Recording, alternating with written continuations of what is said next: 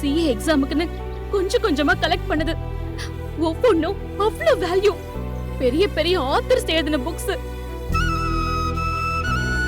இது என்னன்னு கூட தெரியாம உங்க மகன் குப்பையில போட்டிருந்தா கூட படிக்கல தெரியலன்னு சொல்லிருக்கலாம்.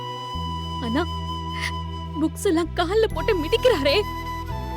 படிப்பு சரஸ்வதின்னு நீங்க இவருக்கு சொல்லி கொடுக்கலையா?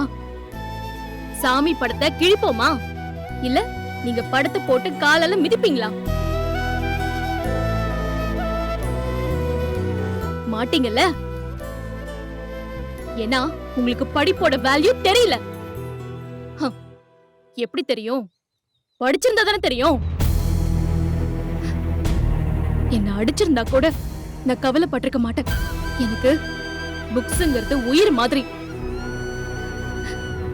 என்னோட எத்தனை வருஷ உழைப்பு என் பேருக்கு பின்னாடி இருக்கிற எம்காம்ங்கிற பட்டம் தான்.